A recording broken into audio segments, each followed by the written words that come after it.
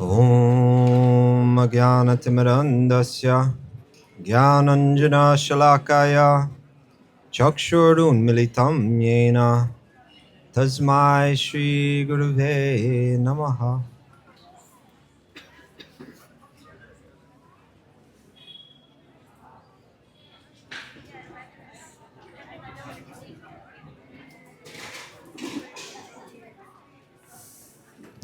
Welcome everybody. Good to have you here, Christina. Raghunath comes tomorrow. Yeah. Yeah. Yeah. Yeah.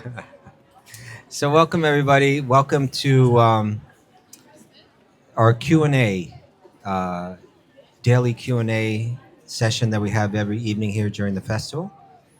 My name is Kaustubha Das. I'm happy to answer questions. But in order for that to take place, it all starts not with me, but with you. We'll need at least one question to get us rolling. Would anyone like to put forward a question to get the evening started?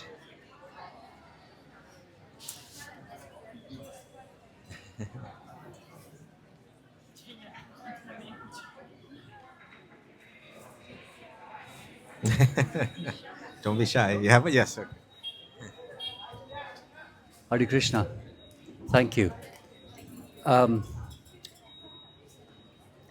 I share an experience. I'm finding, and it's lovely, the fizz on leaving here at night. The fizz, I call it the fizz. And Ashley, my friend, is delighted that, well, she put me on the balcony last week, isn't that right? But the fizz takes hours to really settle. And what I've been playing with is, and I mentioned already a few nights ago, a question about Mahamantra in bhajan, singing and dancing, or japa, or silent repetition. But what I've found just by playing, and it's really caught me, like just laying down with hands here and just whispering it and falling off asleep to that. And then, and this has kind of shook me into the fizz too, like I'm waking up at 4 a.m. and trying to stop Mahamantra, and there's no chance. And just like, I think, no, I could say I feel, no, it's like every fiber or cell in my being is telling me that you might be onto something here.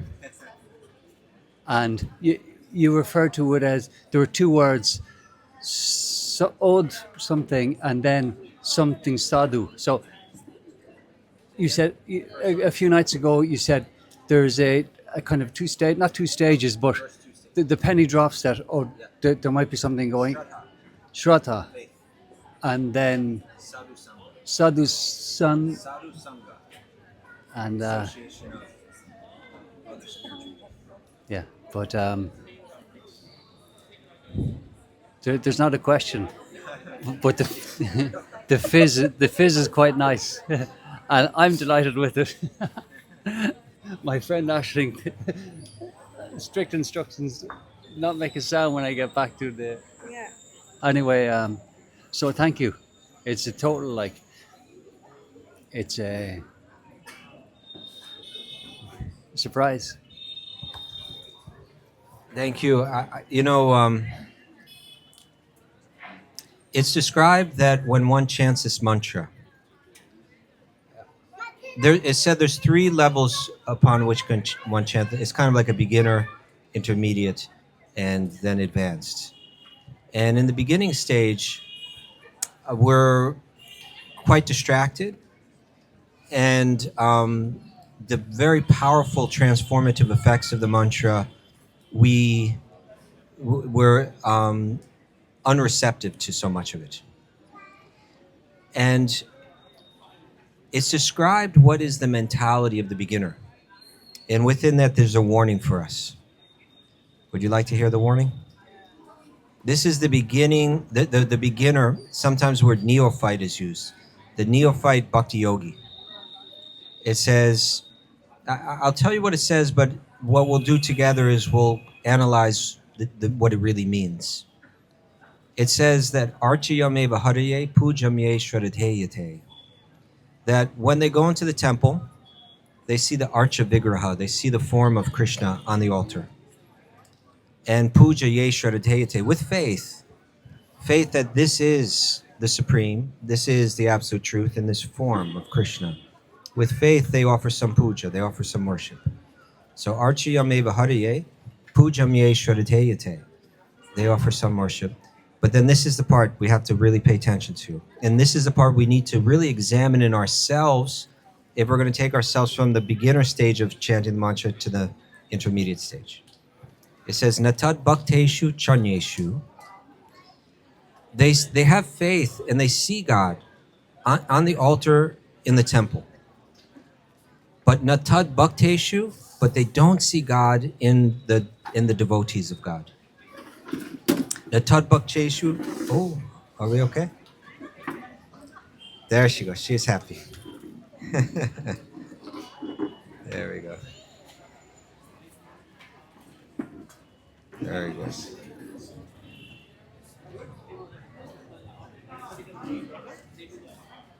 Okay. Don't lean back on it. Don't lean back.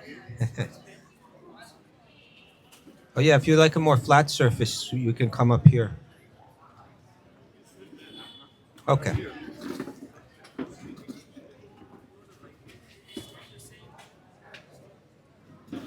Okay. She knows now. She'll be good. Okay. So back again. Natad Bhakteshu. They see God on the altar in the temple, where it's clear. It looks like Krishna. He's got the flute. He's standing that way, that curvy way that Krishna stands.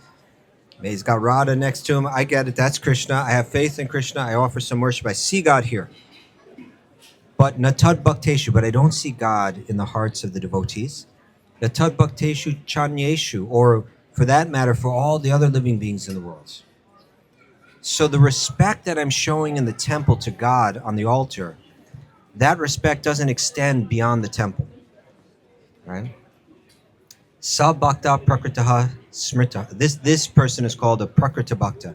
Prakrita literally means like a materialistic devotee. They don't have much spiritual vision, right? Interesting, yes? Okay, so in order to come up to the second stage, it has a lot to do with how we relate to other people. Okay? It's not just simply what I do on my own inside, but it has a lot to do. God is looking to reveal himself to one that's looking for him, not just in the temple, but in the hearts of every living being.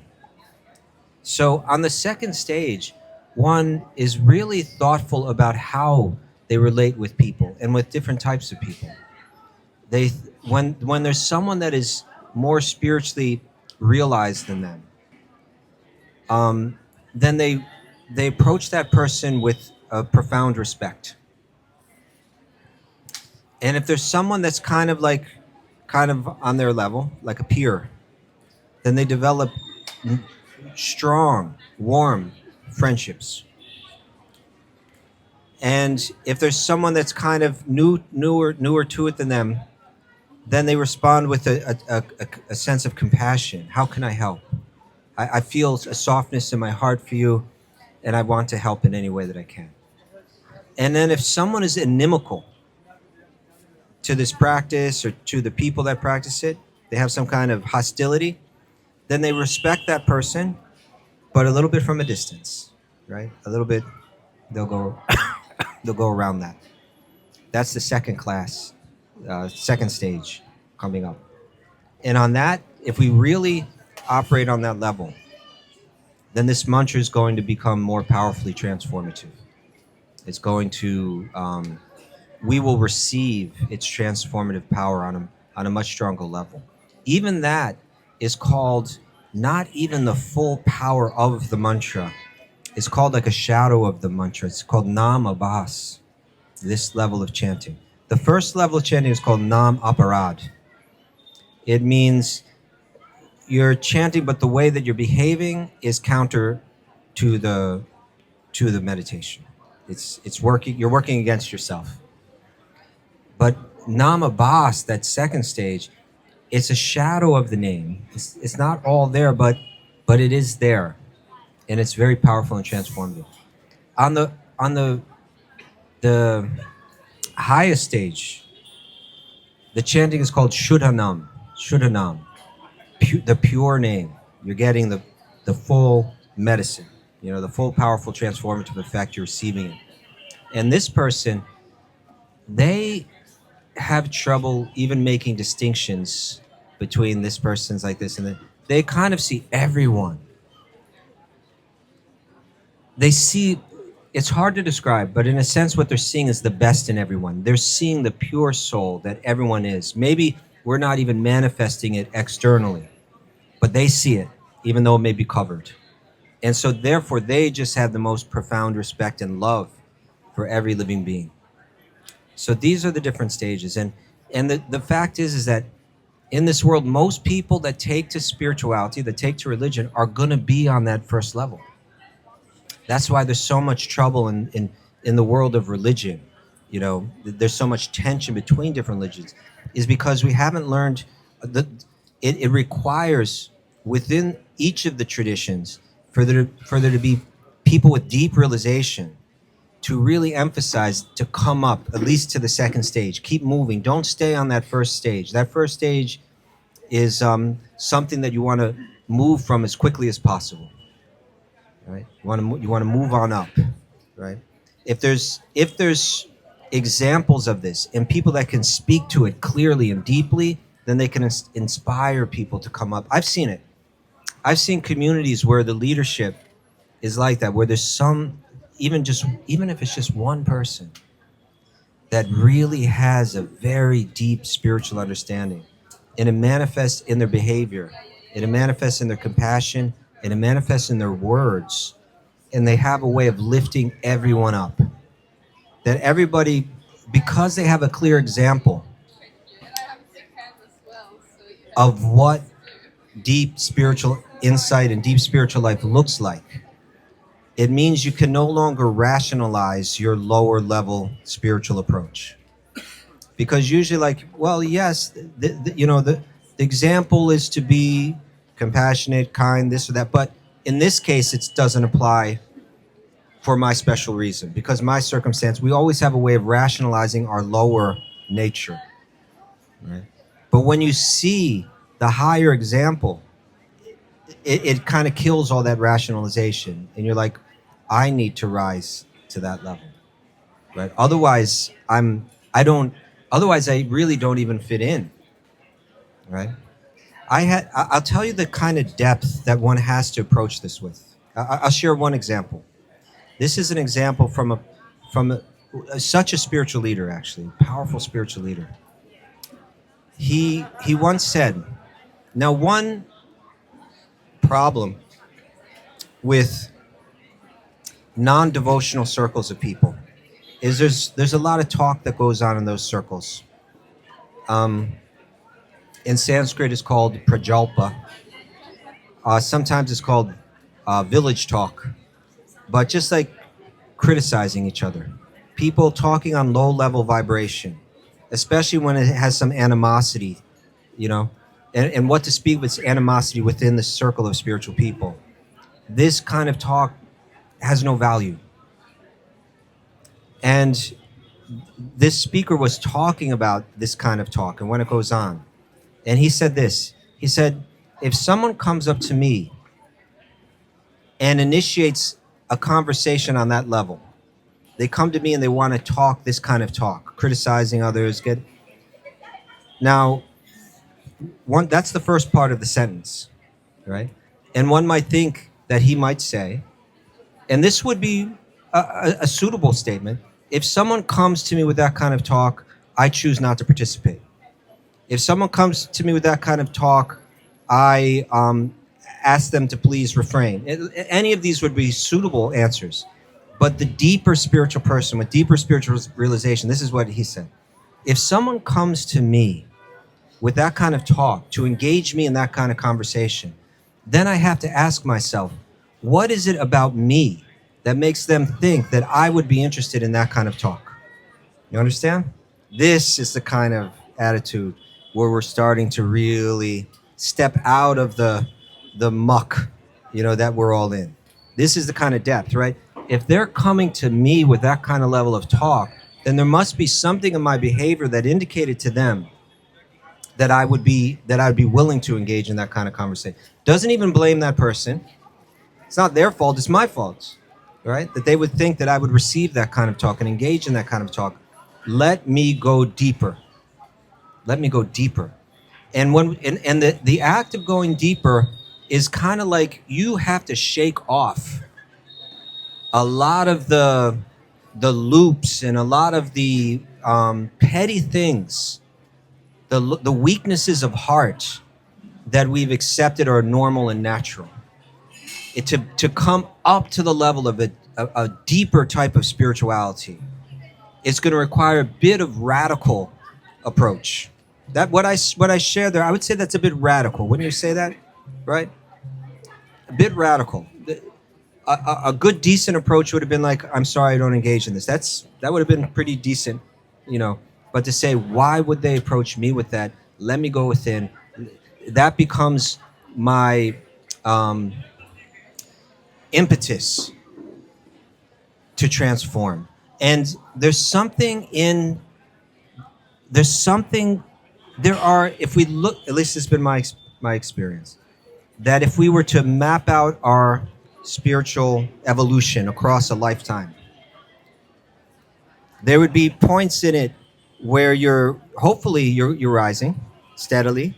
Maybe it's kind of like I should go like this for you people, right? If we're going left to right, it may be a steady, slow incline going up, but there will probably be places where it jumps up, right? There's a spike, and then you maybe go, and then hopefully you spike again, and spike.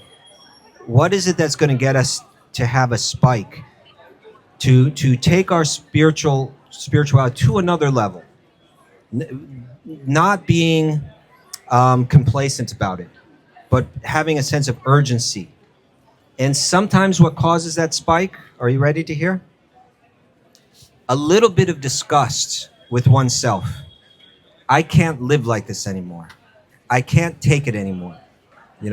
I can share two examples in my own life. It'll be a little embarrassing, but I'm going to share it publicly here with all of you. Yes, people in line, you can listen in too. I remember when I first became a monk, and I was with some other young monks, and we were young and we were silly, and we just engaged in a lot of silly talk. And one day we were all doing some service in the kitchen. The kitchen is where just like all of this food that's been prepared, is done in the kitchen. And when bhakti yogis are cooking in the kitchen, they don't think this is our kitchen. They say this kitchen is Srimati Radharani's kitchen. And we cook in the consciousness that we are serving Srimati Radharani in cooking for Krishna. We're in there joking around about silly stuff. And someone came into the room, a more senior devotee. It's interesting because this senior devotee just passed away just a few days ago in Vrindavan. He lived this happened about 40 years ago, and he's lived his whole life since then, and now he departed in Vrindavan, which is considered a very auspicious way to go. He came in there and he really let us have it. He said, this is Srimati Radharani's kitchen. For him, it was just like, how can they have this lower level consciousness in this place? And when he said that, I felt shame. But it was a good shame. It was the kind of shame that was like, oh, I have not come up to the level that I meant to come up to. It pierced my heart. It hurt a little bit. But I felt it was purifying. And I felt the shame was purifying. Some regret in the heart can actually burn away a lot of our lower nature. So that was one time. Now there was another time when I was kind of a little leader at this point. amongst a group of monks. And the way that I was trained up as a monk was almost like being a Marine. You know, like you're on a mission, you got up early, you followed orders. It was like serious ashram life like this. And I think part of the culture of that, and I don't think it was a good part, but part of the culture was, like the Marines, the people in charge felt they had a bit of a mandate to speak a little harshly sometimes. Maybe that person did to me in the kitchen. It was good for me though. But there was a little too much of that justification for speaking harsh words, chastising someone. You're doing wrong, you know, like that, with some anger. And in my role of my little leadership role, I would sometimes behave like that. And I remember once that there was another young monk who was working under me, serving under me. He was an interesting person. He was European. He was from Austria in the mountains. And his spiritual journey began by coming here and going up into the mountains and living with the yogis. So he had a bit of a unique kind of mindset. And when he came to America because he wanted to serve with me. But when he saw me behave like that, he said to me, I'll try to remember how he said it. But he says, now I see, you're like the others. It was like that. Now I see you're like the others. You can also lose your mind and behave like this. Now I see it. He was just saying it like that. He wasn't even correcting me. He was just sharing his own thoughts about me. Now I see you're like all the others. And when he said that again, I felt some shame, some disgust. And then I really thought to myself, I said, whenever I engage in that kind of energy, like this so-called righteous kind of anger, maybe some people could engage it well and good things come out of it. But I really analyzed in my own life, whenever I've engaged it, no good has come out of it. So I thought to myself, if someone has the power to engage that kind of energy in a good way, it's not me. So I need to stop. And by him saying that, and not just by him saying that, but by me feeling that inner sense of disappointment in myself, that although I've changed my life and my lifestyle and my practices and my habits, I still haven't transformed for real. I need to take this more seriously, or what am I doing? And so sometimes an experience like that can be a time to a spike, a spike where we advance, where we take a step up and we don't step back down. Have any of you ever had experiences like that? You feel that kind of thing? Different people? Yes. It's a gift. It's a gift to be able to look at oneself and feel like I need to be better. And higher level bhakti yogis, they can make us feel that way. They can, even sometimes without words. There's one real great example in my life. And I've noticed that sometimes I'll go to him with my sorrows, you could say, or you could say complaints. And I'll present it even somewhat subtly, hoping that he's going to commiserate with my feelings. You understand? That he's going to say, yes, you're right. You're right about that. Like he's going to join me in that. And what I've seen he doesn't even have to say anything. But what he does is sometimes he'll just go like this. He'll just look away. Or he'll just change the subject. A little bit abruptly. Just abruptly enough so that I know he expects more of me. He expects me to rise to a higher level. Right? And it's experiences like that have led me to adopt a certain, I guess you could call it mantra or affirmation that I sometimes use in my life to try to elevate my thinking. Would you like to hear that? You've all heard of positive affirmations? Like you look in the mirror and tell yourself, you are worthy. You are good. That kind of thing. So it's not exactly like that, but it's something similar. You ready? This has been a valuable tool for me. It could be for you, or maybe not. But you might find that you would create another tool for yourself. But when I find that my mind goes places that are not conducive for the development of my spiritual depth, for the development of bhakti, for the development of divine love, when I find my mind going in that direction, I can quickly say this one mantra, and it changes the channel. You ready? It's like, this is it. It's, we don't think that way. We don't think that way. 5 words. We don't think that way. Now, who is we? We is all the great spiritual practitioners that I aspire to come to the level of, that I aspire to be in the Sangha of, that I aspire to vibrate on the same vibration that they vibrate on, that I can be with them, not just in body, but fully in spirit. They don't think that way. And I want to be part of them. So I say to myself, we don't think that way. That means people that I know and I've known in my life, but also great practitioners of bhakti, great sadhus in the lineage in which I practice. I treasure them in my heart. I treasure their teachings. I treasure their example. And I want to serve them in eternity. But how can I if my consciousness is not rising to the level that they're vibrating on? You get it? So therefore, when I see my mind going in that direction, in an instant, I could say, we don't think like that. And by saying that, I enter their Sangha. I feel I'm with them.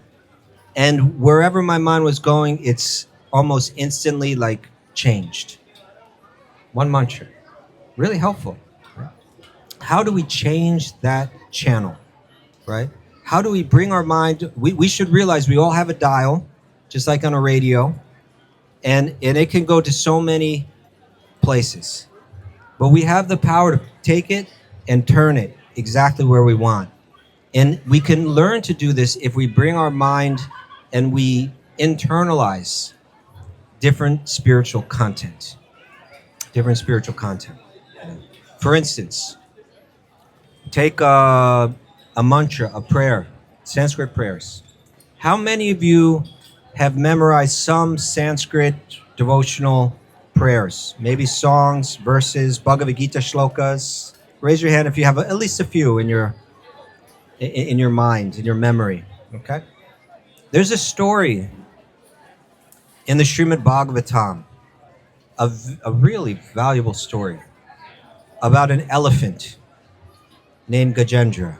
How many of you have heard the story of the elephant Gajendra? Gajendra the elephant. Anybody? Got one here, over here. Got 2, 3. Gajendra. It's a very interesting story. He was not just he was an elephant in the heavenly realm. He was the most powerful elephant amongst the elephant community. He had many lovely elephant wives and children. And he was happy in his material situation as the king of the elephants.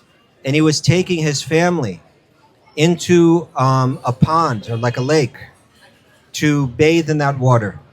And there's nothing more playful than a baby elephant. True? You've seen?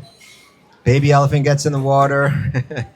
Squirt, you spray some, they're spraying water around. Everybody's having a joyful time. And he's feeling, my world is right. You know, I'm here amongst the ones that I love. We're in a beautiful setting. I'm secure. We're safe. We're enjoying each other's love. And in that moment, in a moment, everything changed. A crocodile got his leg in its mouth and started closing. You know. Now, there's a trick if you're ever being attacked by a crocodile. Would you like to know? This could save your life. They say that the muscles that they have to clamp down are very strong. but the muscles that they have to open the mouth are very weak. So you just need to hold its mouth closed. Okay, you got that? Keep that in mind if you're being attacked by a crocodile. But this elephant couldn't do that. Its leg was already in the crocodile's mouth and it was clamping down hard. So the fight began. Suddenly he was fighting for his life. And it was a very, very tough battle. Normally, the elephant is more powerful than the crocodile. But there was a special circumstance, and that was they were in the water. Now, the water is not the normal environment for the elephant, but it's home for the crocodile.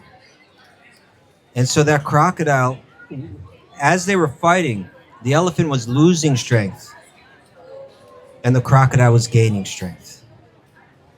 Now, there's a lesson in this.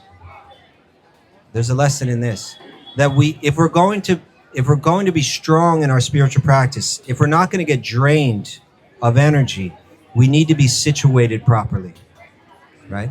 For some people, that situation is to be married. For some people, that situation is to be free of marriage. You know, for some people, it's working in the world. For some people, it's living in an ashram. It can be different for different people. But if the circumstance that we're in is draining our energy, then it's going to be very difficult for us to practice. So the crocodile was gaining energy. The elephant was losing energy. And at a certain point, the elephant knew, this is it. This is it. He's going to win. I'm going to lose. Whew. Imagine how the heart sinks. All your loved ones are looking at you, going down like this. You were their shelter.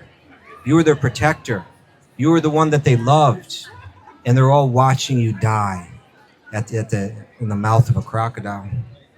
Heartbreaking. And when he realized that this was it, then something arose in his mind. Some thought, some beautiful poetry, some beautiful prayers that had been deep down in his subconscious. Somehow in that moment they arose, right? And the most important moment. Now they say that in his previous life, this elephant was a king.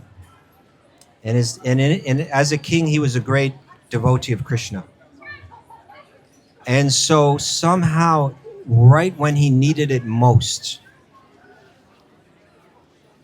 these prayers arose in his mind, and he began to chant these prayers. And these are beautiful prayers glorifying Lord Vishnu. At this point, he's like, I'm going to die. Let me just think of Lord Vishnu. Let me just glorify Lord Vishnu. And he chanted these prayers. And as he's chanting them, he sees in the sky Lord Vishnu on his bird carrier, Garuda. And he's coming down. And as he's seeing him, he doesn't say, could you get this crocodile off my leg? He's not even thinking like that. He's already accepted his fate. But what he does is he takes his trunk and he reaches down and he plucks a lotus flower out of the lake. And then he lifts that lotus flower up to make it an offering to Lord Vishnu. And Lord Vishnu comes and he actually instantly kills the crocodile. Then a beautiful figure comes out of the crocodile's body and so on. But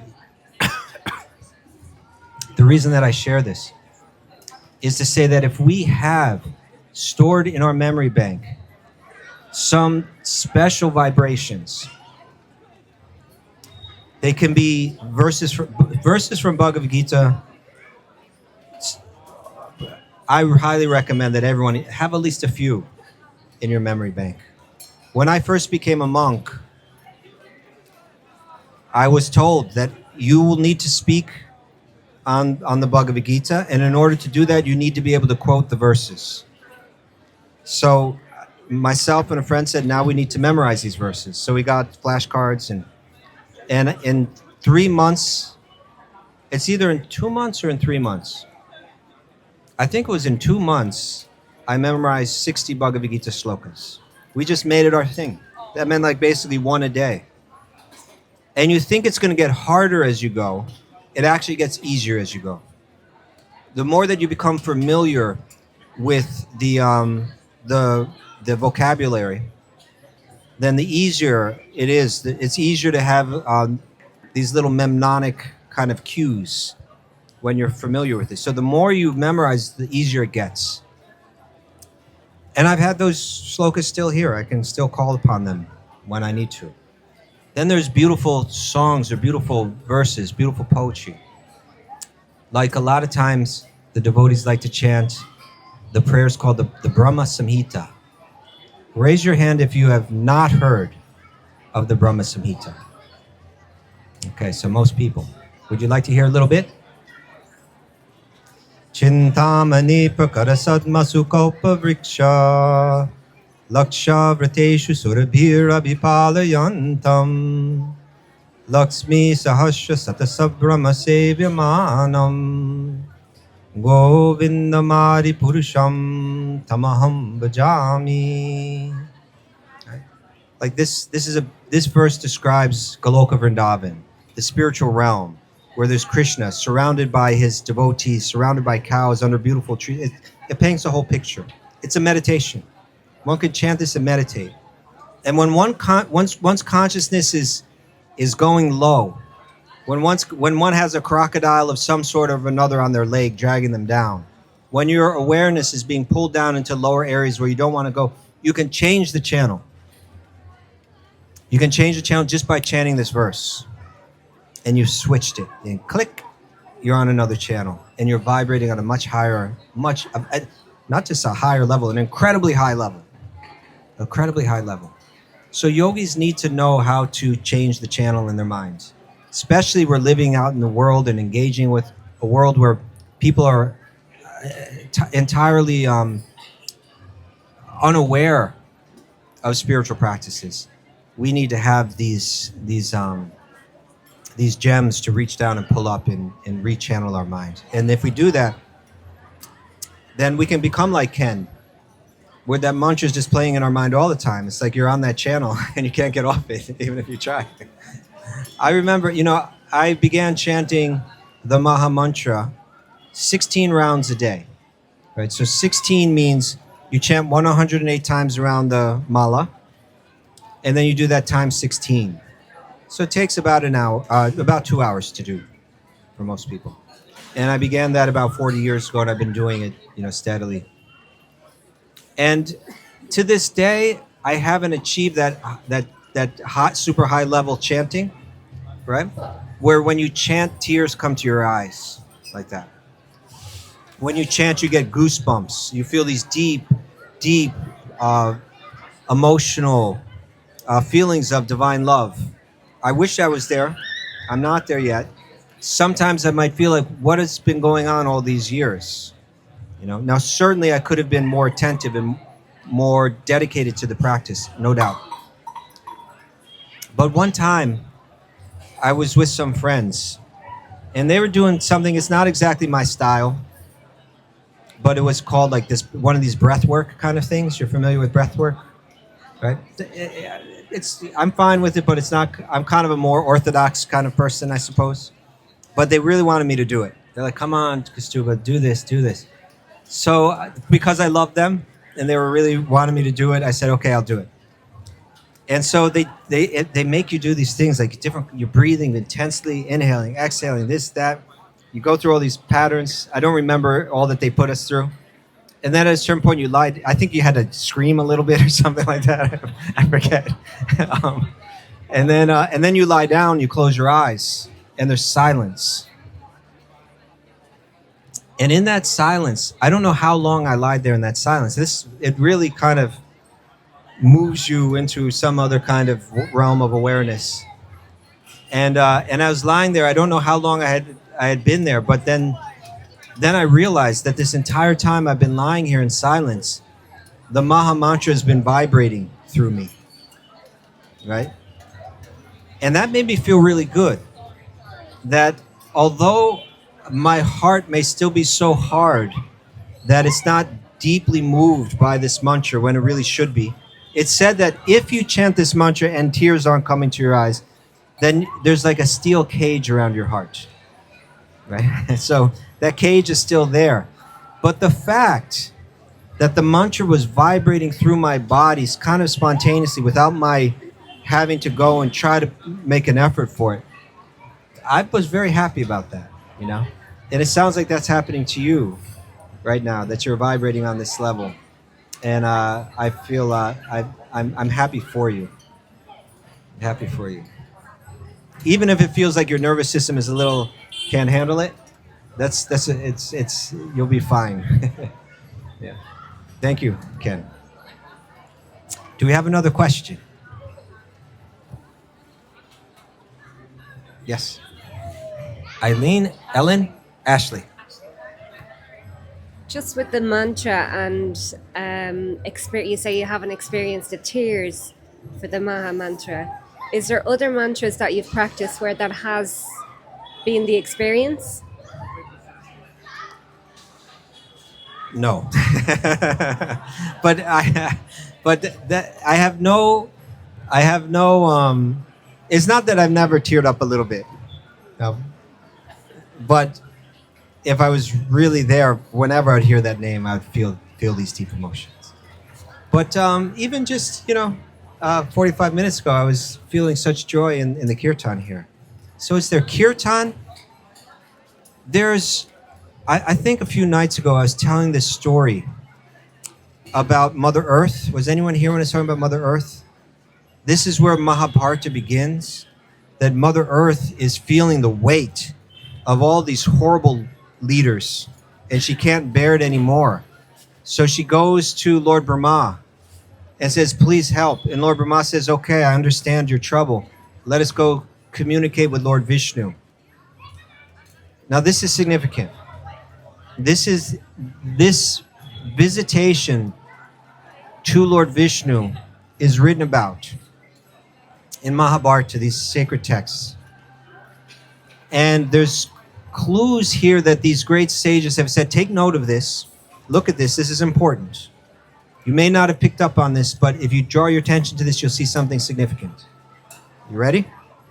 When Lord Brahma, who's kind of the leader of all the devas, he says, okay, Mother Earth, Bhumi Devi, we'll go speak to Lord Vishnu.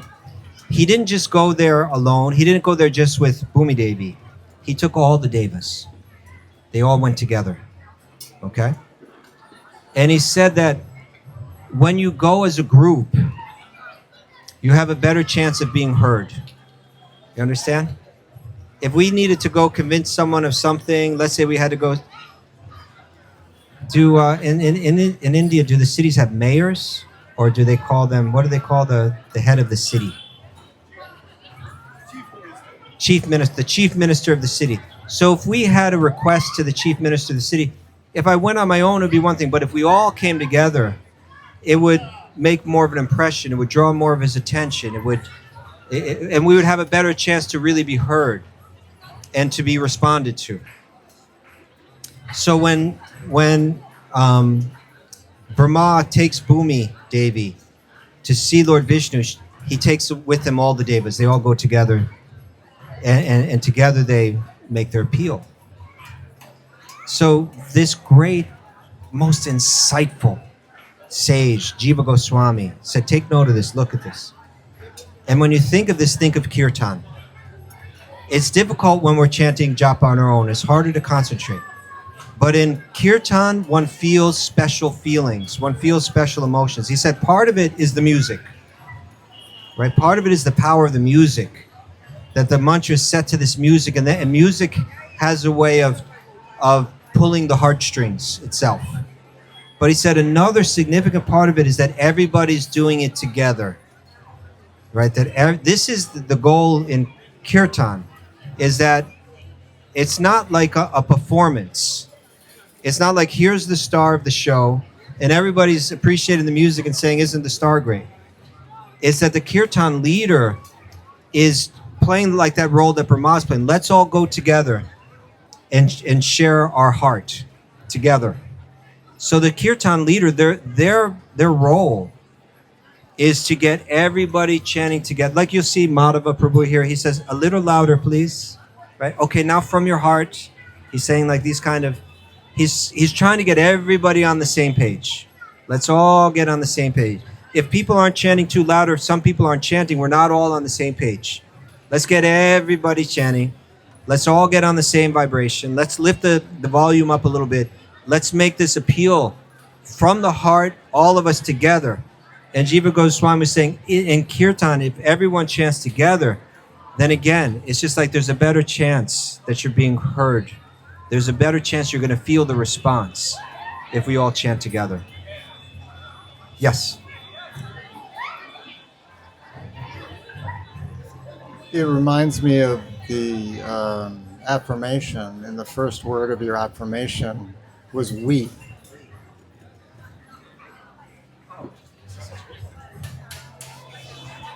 I'll share with you one of the happiest times in my life. Okay?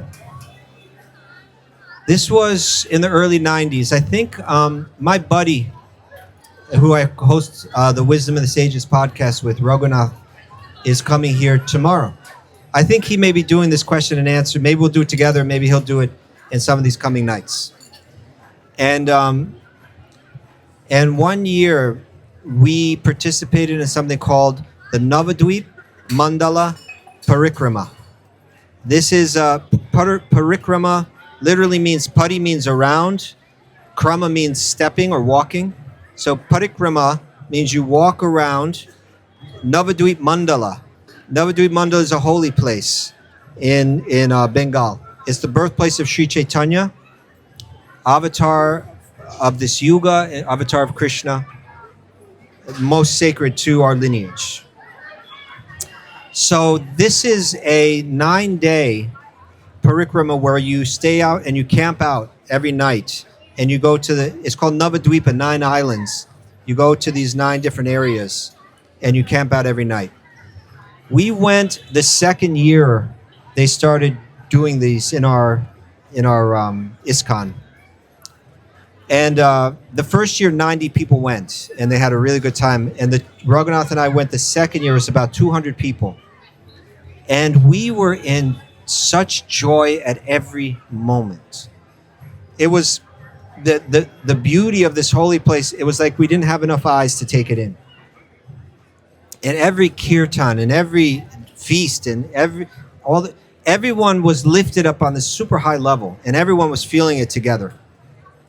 Now they did that at the same time that these important meetings go on every year. And so a lot of the most important leaders in this movement couldn't participate. But they all heard that we were having such a good time that they said, next year we're going to schedule it that we do this after the meetings. And so the next year was like 1,200 people, because they were like all gurus and they brought all their disciples along, and that was like 12 or 1,300 people. And I became like, for this, the servant of my guru. I was a brahmachari, a monk. He was a sannyasi. It's natural that the junior monk serves the senior monk. He gave me his bags to carry, and he said, "You don't leave my side for the next 9 days." He was like, he wasn't shy about playing the role of guru in a heavy way. So he said, "You don't leave my side for the next 9 days." I was like, this was the opportunity of a lifetime. It was a little hot being around him, but it was always wonderful. And so I was right by his side the whole time. And this parikrama, 9-day parikrama, starts at the birthplace of Sri Chaitanya, a place called the Yoga Peeth.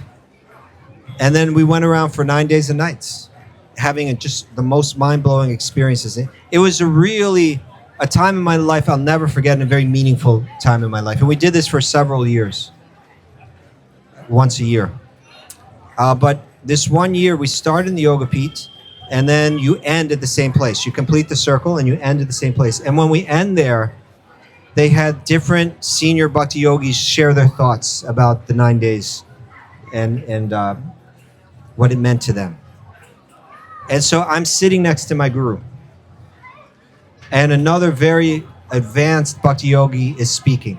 But this was a bhakti yogi that had to take on a lot of managerial burden, a lot of managerial headache, a lot of leadership burden. So he shared something. He said that once Srila Prabhupada said that in the spiritual realm, we will have our ISKCON there too. And he thought, oh no, it's like, I thought that we get out of this at some point and I wouldn't have all this burden to carry. But so he was kind of speaking lightheartedly when he said that. He said, doing this 9 days with all of you together, what I've understood is that our method, our path of transcendence, our path of perfection, our path out of the illusory realm and into the spiritual realm of Krishna's realm. He says, now I understand. This is called Sankirtan. Kirtan done together. He said it means that we all go back home together. That's what this means. That's our method. And when he said that, my guru, who was sitting at a distance from him, and I'm sitting right next to my guru, he said, that's the message. That's what we're meant to understand. We all go back together. So that is Sri Chaitanya's, not all yogas think like that, or practice like that. A lot of them are practiced in seclusion. But particularly this Gaudiya Vaishnavism, this particular path of Bhakti Yoga, which is the method that's taught and the method that's understood as the Yuga Dharma. The Dharma for this age is Sankirtan. Kirtan done as a group. The we is a really important part. We go back together like that. Very significant. And if we think like that, then what it means is we have to really consider the relationships that we have with others. It becomes a very essential part of the practice. And sometimes we say it's something like, when I was a kid, they used to have this thing. I don't even know what it was called. I haven't seen one in a very long time. But it was like a little thing that would roll, spin around, and you put little pebbles in it, like rough rocks, and you put it in it, and it would roll them. And I don't know how long you'd have to let it roll, probably a pretty long time. And they'd come out all shiny, right? All polished like that. So this Sankirtan is like we're all going back together. It means we're going to have to deal with one another. We may be next to a person that if it wasn't for this practice, we wouldn't have anything to do with them. But we share something very special. And that's something that is so special that it's more important than all of our differences. And that's this connection that we all want this love for Krishna. And if I'm next to a person that's very different than me, but they also have that, then we share the most essential thing in common. Right? And so we all go back together. So sometimes it's in tumbling, it's in the friction with the others that we actually begin to shine. And we don't turn away. And one great bhakti yogi, who I also had the great fortune to know closely, he once shared, sometimes a great saint will say something and you hold on to it. And this is one thing he said, and I've held on to it. Would you like to hear what that is? He said, never break a relationship with another bhakti yogi. Never break a relationship. In other words, sometimes there may be cause to break it and to speak some words. I don't ever want to see you again. Never break it. Maybe someone will break it with you. Don't be the person that breaks it. Right? Don't be maybe you need to keep a little distance. Maybe you need to somehow respectfully or tactfully spend less time in that person's nearness. But don't break the relationship. Don't speak those words. Because once they go out, it's very hard to get them back. Once you said it goes into the ear and it goes into the heart. And they say that sharp words hurt more than razor blades. Right? They're nothing more painful. So I've seen in my life that the deep bhakti yogis, they're very careful how they use their words. And they're very careful in their relationships. They learn how to apologize. Sometimes they apologize even when they've done nothing wrong to preserve a relationship like this. This is the kind of sensitivity. On the opening of the Srimad Bhagavatam, the most important of all the Vedic literatures, begins with a group of sages in the forest, and they're all having trouble figuring out exactly what to do. So they said, we need to hear from the most advanced yogi amongst us all. And that person's name was Sutta Goswami. And they say, Sutta, we all accept, we've all come together, and we all accept that amongst us, you are the one that has the deepest understanding of these sacred texts. You are the one that really understands its essence the most. And the reason is, they speak of one quality that he had. Would you like to hear that quality? They say that this quality that you have has given you the special blessings of your gurus. And that is Saumya. You are the gentle disciple of your gurus. You are the gentle disciple.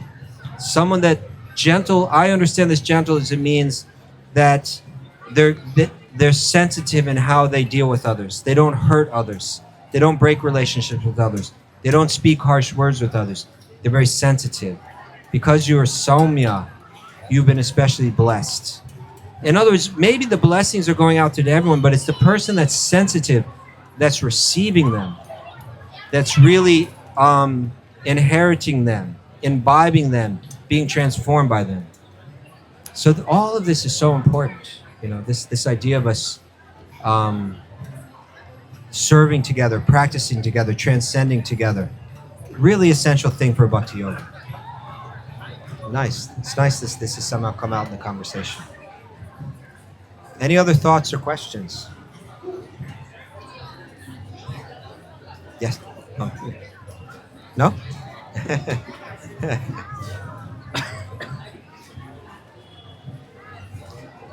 See, now people are leaving because no one's asking a question. So someone, please ask one. Yes, sir. Yes, Hare Krishna. In the Bhagavad Gita, it says that one who enjoys the fruits of his actions is a miser. Can you explain that a little bit? How someone's enjoying and they're a miser?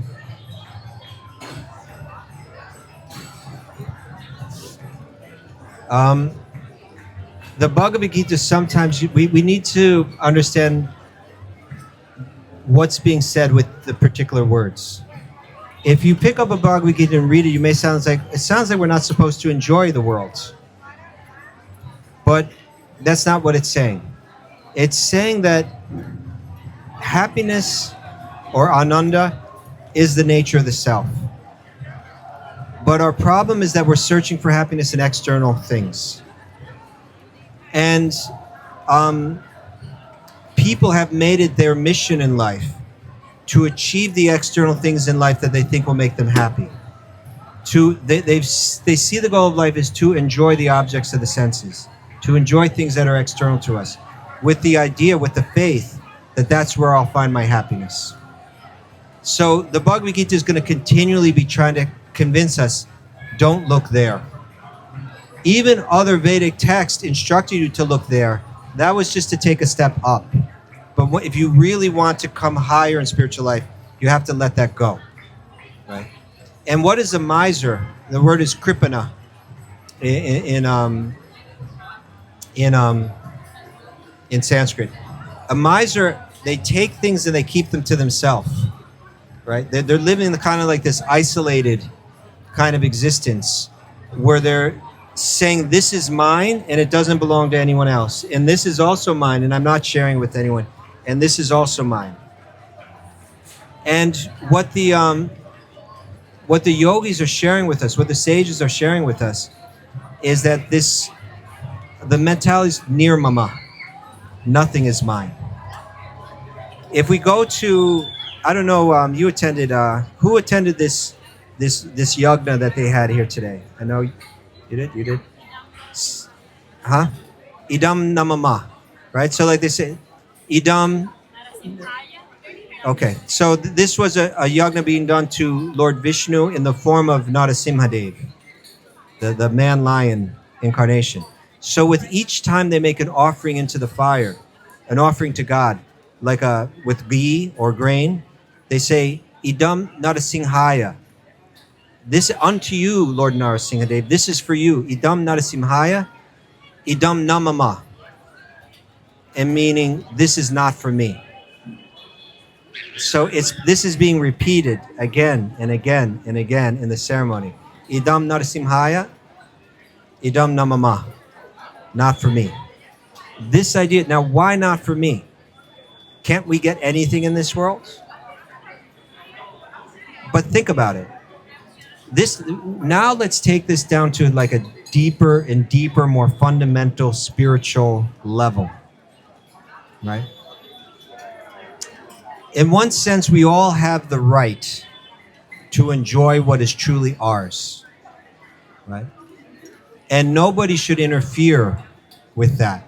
When someone owns, just like we have laws in this world, that if you have a particular possession that you own, nobody has the right to go and take it from you, right? Against your will, right? So then that person becomes criminal if they do so. So what is ours belongs to us. What do we think is ours? We think we have some wealth. Welcome, Maharaj. Thank you so much for joining us. We think I own certain property. Certainly we think this body is mine, right? But the yogis are saying, analyze it. Is any of it ours? Did I create this body? Or have all the ingredients been provided by someone else? Right? And the yogis are going to carefully analyze this. They're going to really think about it. And they come to the conclusion that this body is actually not mine. Right? My possessions are not mine. Somehow they've come across my path for a moment, but they will be separated from me eternally. And whatever they're made out of, I didn't make it. It somehow came across my path. If I could make it myself, then it could be said that I have the right to be the enjoyer of it. But in the end, what we find is that we don't make anything. Even if we make some little thing, like for instance, say you gave me a credit card with like, I don't know, let's say $10,000, let's say $100,000 credit on it. And you said, Kastuba, you can go into, in America, they have these stores called like Home Depot, where like, you know, it's like all this kind of, whatever you want to buy in there, you can find tools and soil and wood and concrete. And you said, you take this credit card and create something.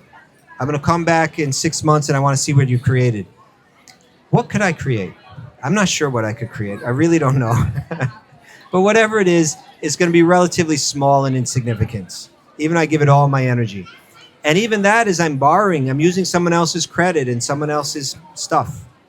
So what can I create? What is truly mine? Namama. Really, none of it's mine. Who creates it all? Whose energy is it?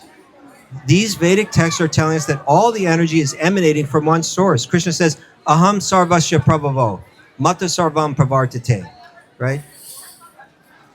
Everything is emanating from me, right? All the planets, all the energy is my energy. And therefore, Sri Krishna has the right to enjoy that. Therefore, he's called the Purusha, the Adi Purusha. He's the original enjoyer. He can enjoy it because it's all his. Sometimes people say, why is Krishna running around with all these girls? Right? This is not right. It's not right for us, but it's right for him because they're all his own energy. And he lives in the hearts of every one of them. You understand? We're the ones that are trying to take his energy. Now, what is the whole basis of the Ramayana? Right? The whole basis of the Ramayana is that you have Lord Ram, and his energy is Sita Devi, right? And he has the right to enjoy her. But Ravana comes along and says, I want to take that energy for myself. I want to become the enjoyer of that energy. And that becomes his downfall. So we have the contrast between two big characters in the Ramayana. Contrast between Ravana, who wants to take Lord Ram's energy separately for himself, and Hanuman, Hanuman who wants to recover that energy and return it to Ram, right? And of course, they have two very different fates because of that. And so the message, the central message there is that we can move through this world seeing everything as the energy of God and make it our life to not try to enjoy it separately, but to offer it back. Now, Dharma creates certain borders within which we can enjoy the material energy, right? For instance, there's marriage, right? And certain dharma about like what we can possess. For instance, in the Ishopanishad, from the Upanishads, it says, what is it? Isavasham idam sarvam, that we can recognize that everything is coming from the original Ishvara. And when one realizes that everything is the property of the Supreme Ishvara, if you have that realization, then you can live very happily in this world, knowing that I only take my quota. I only take what my simple needs are. Even that I recognize is not belonging to me, but I recognize it's been given to me by the Ishvara as my quota. When I try to go beyond that, right, then I'm like the miser, taking something for myself that's not really mine, right? When I have the mentality of Hanuman, that's the Ravana mentality. When I have the Hanuman mentality, I'm saying everything is an offering. The great saint Bhaktivinoda Thakur, he's saying like this: Manasa deho geho, right? That my mind, everything that I own, my body, my deha, my geho, my home, my family, my wealth, my body, my words, my mind. All of this has been, in one sense, gifted to me, but not for me to keep, for me to enter into this loving exchange. It's offered to me and I offer it back, right? When we bathe in the Ganga, what do we see the sadhus do? They reach down into the Ganga, they take some of the Ganga's water up, and they offer that water back to Ganga, right? She doesn't need it. It's her own body, in a sense, her own form. But she appreciates the thought, the sentiment. And so this is how the bhakti yogis live in this world. Everything, if somehow by the arrangement of the divine, I'm given some wealth, I can manage that wealth. I can be the steward of that wealth. But I know that it's God's wealth, not mine. I use it in God's service. If I'm given some knowledge, some power, some beauty, some fame, any opulence I'm given, we see it, this isn't my opulence, this is God's opulence. I use it in the service of God, right? My body, then more subtle. My words, still more subtle. My mind. The yogi is trying to climb that ladder of making each one fully offered. And when the mind is fully offered, the heart is fully offered, then we've learned all the lessons that we're meant to learn in this world, right? The problem is we have the miserly mentality, right? We have the Ravana mentality. We have some kind of hope, some kind of illusory idea that we can find some bliss in enjoying the things of this world. And the wise people see that ultimately it's counter my nature. It's counter. There's this original Purusha. This is right from the beginning of the Vedic teachings, right? There's the Purusha Shukta, right? Anyone learn the Purusha Shukta when they were young? Chanted it all? Right?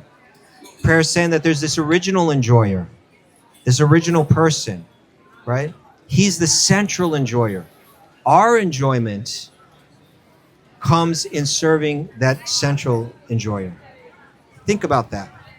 If we think about that, can I be comfortable with that reality?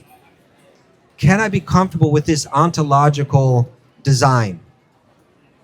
I know for a fact that I can't create anything. I can't create any energy. It's already been created. So is anything really mine? And if I haven't created anything, do I really have the right to enjoy something as if it's my mind, to take it? Or does that make me a thief, right? So could it be that there is a central figure, that all of this is the energy of that central figure? and that I have a relationship. Even my own body, even my own existence is made of the energy of that divine. And that's a beautiful place to be, right? The sunlight, the rays of sun, they don't feel bad that they're dependent on the sun. What it treasures is that I have the same heat and the light. I'm made of the same energy of the sun. We're all made of God's energy. That's a perfect position to be in. And we find perfect satisfaction, the deep satisfaction. Here we have this mixed up and down kind of painful satisfaction.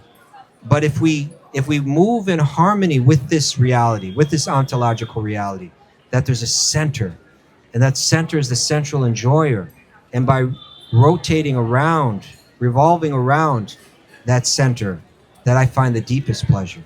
I find the deepest happiness, right? The leaf finds its happiness when it stays connected to the tree, not when it tries to become the tree, right? Like this. So this is called humility. This is called reality. And this is where our nature is recovered. So Krishna is saying, don't be a miser. Don't try to take that stuff and keep it for yourself. If you're given it, then take it and engage it back. Just keep engaging it back. And this way you stay always connected with me. Satatam yuktanam. Always connected. Just like a leaf to a tree. As long as it's connected, it has its vitality. It has its nourishment. And as soon as it disconnects, it starts to dry up. And that's our problem in our society. So much trouble, so much conflict, so much fighting is because the true spiritual vitality in us is drying up. We don't feel the spirituality in each other. We don't recognize it. We become very dull and callous because we've disconnected. Our spiritual vitality dries up. It's by staying connected. We feel vitalized, and we can see it in everyone else too. Bhagavad Gita is essential knowledge. It's just all so good. Thank you. Good question. Thank you. One or two more questions. Yes, sir.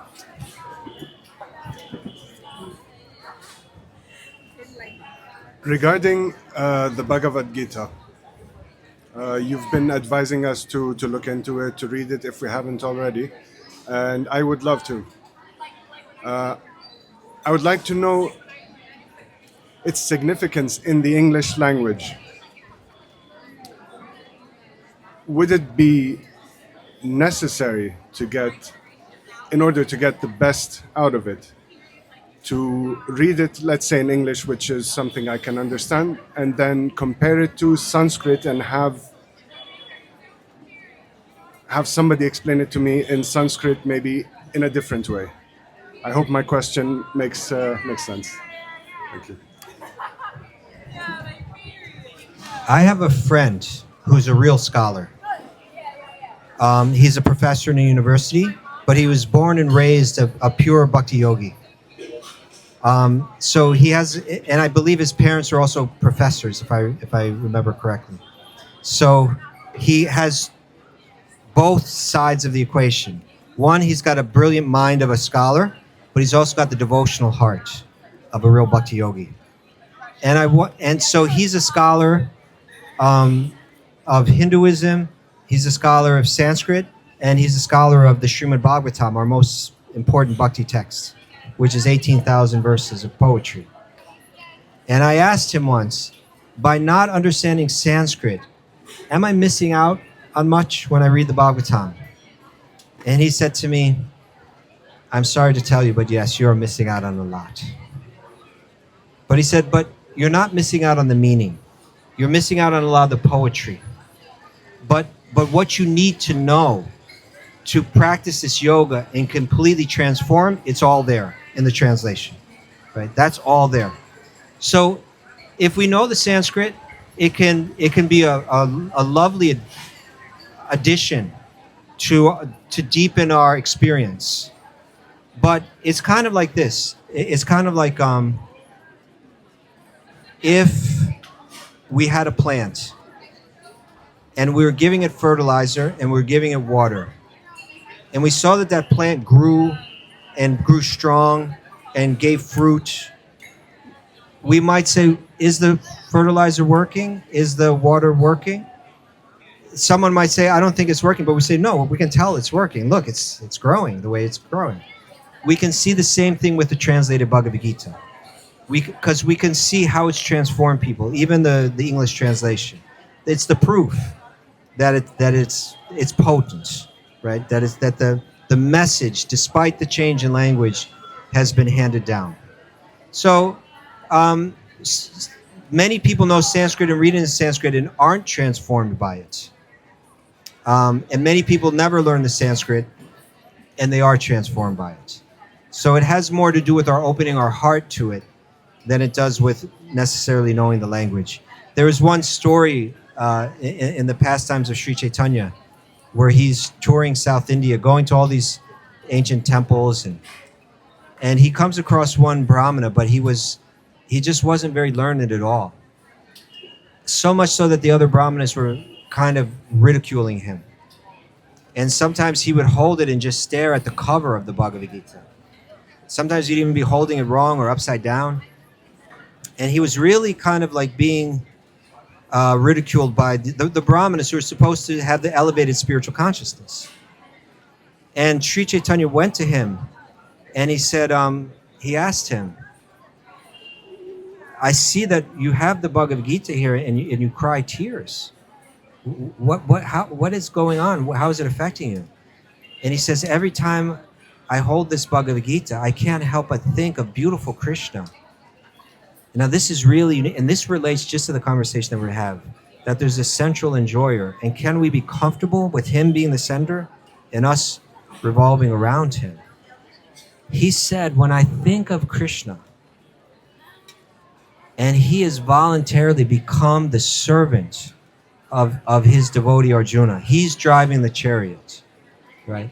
That means, driving the chariot means I'm becoming the menial servant, right? It's not God is up on this pedestal saying, you are all my servants, you eternally must stay in this low position.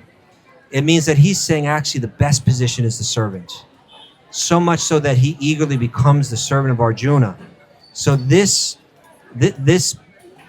uneducated Brahmana was saying, when I think of Krishna taking that role, I can't help but cry, thinking of how beautiful our Lord is, how sweet our Lord is.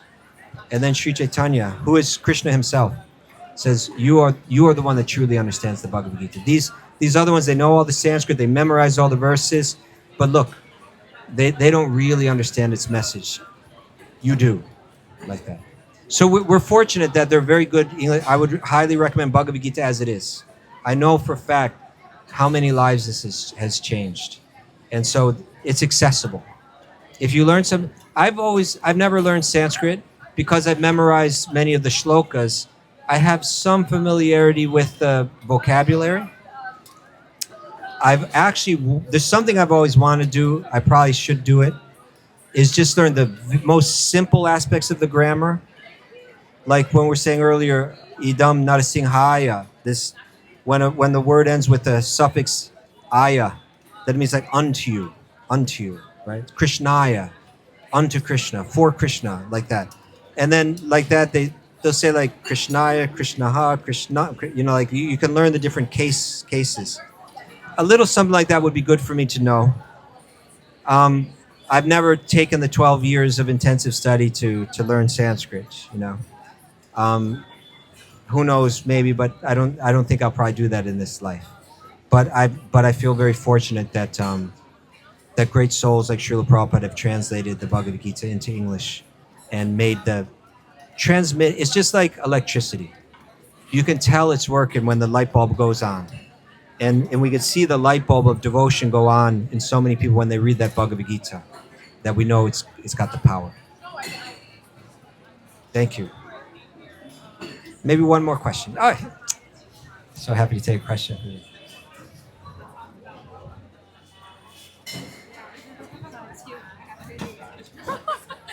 I have hundreds of questions. I am always shy to ask. I couldn't ask even if I come close to you. Maybe this is the last chance. You see many questions. I wrote it down. How do I know when my love is for a person? and when it is truly a God. Yeah, truly for God.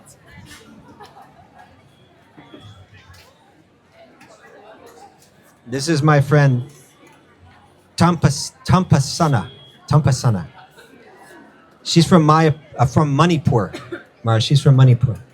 Maharaj, one of his friends was from Manipur. I told you about him. He was a god brother of Maharaj's, and Manipur is this place that has a very rich culture of bhakti yoga.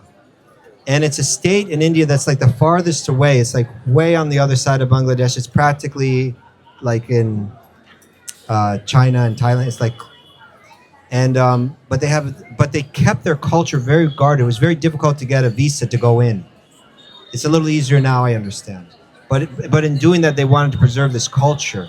And this sannyasi, godbrother Maharaj's, part of his mission in life, he was a brilliant scientist, actually, but he also had this artistic side to him. And he brought the very specific, beautiful cultural rasa dance. They have a special way of portraying the Rasa Leela dance, this most beautiful, the dancing of Krishna and the gopis as it's described in the Srimad Bhagavatam. In Manipur, they have a very special way they do this dance. And many of the girls learn this dance when they're very young. And Tapasana, she remembers doing this. I started speaking about it, and she was going back into her past and remembering the music, remembering the dance and how beautiful and special it was. So very beautiful, rich culture. And so your question was, the love that we feel, it could be the love of this world, or it could be the love that's divine, right? And how do we know it? Something, we use this word unconditional love, right? Unconditional love. Sometimes someone falls in love, and then someone will say, "Oh, you fall in love. That's so nice. What is it about this person that made you fall in love?" And then the answer is commonly something like, "They're not like any other person I've ever met in my life. They're so special. They're different because of this and because of that." And I don't want to put that down or criticize that. It's wonderful that we can recognize good qualities and feel moved by them. That's perfect. But the divine love is the love that when we love what's the same in everyone. In other words, sometimes we see a beautiful little baby, and a beautiful little baby can be easy to love. Oh, look how adorable. They haven't done anything that I don't like. They haven't said anything that I don't like. They're just in this very cute package, very adorable package. And it's easy to say, "Oh, how sweet," and for our heart to soften. But that baby's going to grow up too. That baby's going to grow up and turn just like all the rest of us. They're going to have opinions. They're not going to be so cute anymore. Will we still feel the love for them? Or was that love conditional? Was that love only when they were in that package? And can I love a cute little baby? And can I love them when they're grown up and not so cute anymore? Can I love the people of my family? But can I also love the people that aren't in my family? Can I love the people of my nation? But can I also love the people of other nations? When I'm loving what's different, then that's the love of this world. And that love is conditional, and that love is temporary. But when I love what's the same in everyone, that each one of us, underneath our bodies, even underneath our conditioned minds, I know that there's a pure soul, an entirely lovable soul, a soul that's loved by God unconditionally underneath. When I'm loving on the divine level, I'm feeling love for every living being, unconditionally. That's the divine love. So we need to try to see that spirit in everyone. Samadarshana, it's called in Bhagavad Gita. Seeing the spiritual equality in every living being. That's the divine love. Thank you for a beautiful question. Thank you all for a beautiful evening with you. I really enjoyed spending the time with you. If you would like to hear past Q&As or classes, or future ones. They're being shared, and Gabriella here can hook you up with that. Otherwise, prasadam, kirtan, classes in the morning. Yogi Charu, the incredible yoga meditation teacher, at 8 a.m. in the hall here. I teach bhakti and yoga philosophy from 9 till 10. And big festival coming up, the Gaur Purnima Festival. So that's Sri Chaitanya's appearance day. So a lot to do here. Please spend lots of time with us here, and I look forward to seeing you again soon. Thank you so much. Hari Om Tat Sat.